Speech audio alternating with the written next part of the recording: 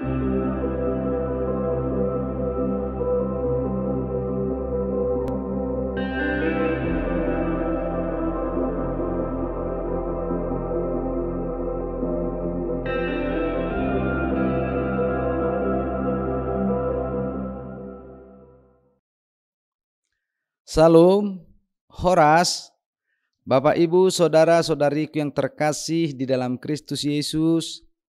Sebelum kita memulai aktivitas kita hari ini, mari kita beribadah dengan Tuhan. Sebelum kita mulai ibadah harian kita, mari kita bersaat teduh sejenak.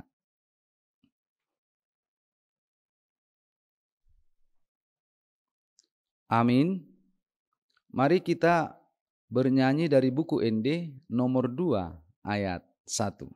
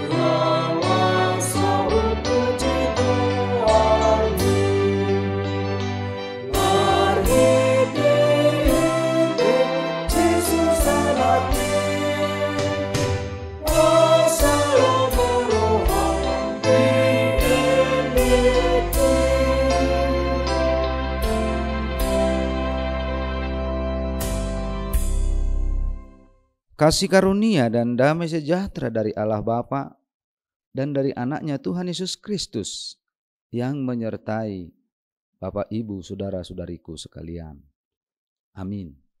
Firman Tuhan sebagai kabar baik sebelum kita memulai aktivitas kita hari ini diambil dari kitab Amos pasal 9 ayat 14. Aku akan memulihkan kembali umatku Israel. Mereka akan membangun kota-kota yang licin, tandas, dan mendiaminya. Mereka akan menanami kebun-kebun anggur dan minum anggurnya. Mereka akan membuat kebun-kebun buah-buahan dan makan buahnya. Dalam bahasa Batak dikatakan, Dungi togi honokku mamula aka na terbuang sian bangso Israel. Jala paulion nasida musehu tak akan na tarulang. Lausinganan nasida mak. Jala pukaon nasida ma aka porla anggur. Laus inumon nama anggurna. Jala pakeon nasida ma aka porlak. Laus panganon na dohot perbuena. Demikian firman Tuhan.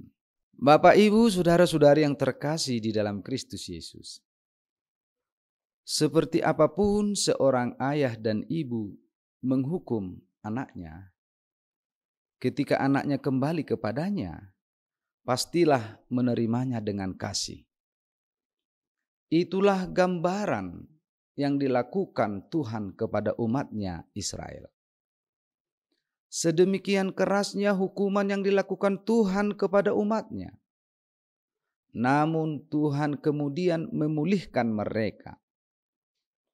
Dalam perikop nas ini, Tuhan menjanjikan walaupun pondok Daud atau gambaran dari bangsa Israel dan Yehuda telah roboh, tetapi pada waktunya Tuhan akan memulihkan mereka. Tuhan menjanjikan bahwa Ia akan membangun kembali pondok Daud yang telah runtuh itu seperti dahulu kala. Berdiri megah yang melambangkan kehadiran Tuhan di tengah-tengah umatnya. Selain itu, Tuhan juga berjanji akan memulihkan kondisi perekonomian mereka ketika mereka sungguh-sungguh bertobat. Tuhan menjanjikan hasil tanaman yang melimpah.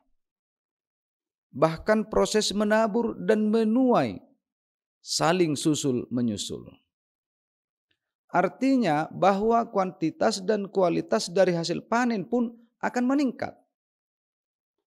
Para penduduknya akan hidup dengan menikmati hasil bumi yang luar biasa. Dan pasti standar kehidupan akan naik. Mereka akan membuat kebun anggur dan kebun buah, serta memakan hasil dari kebun tersebut.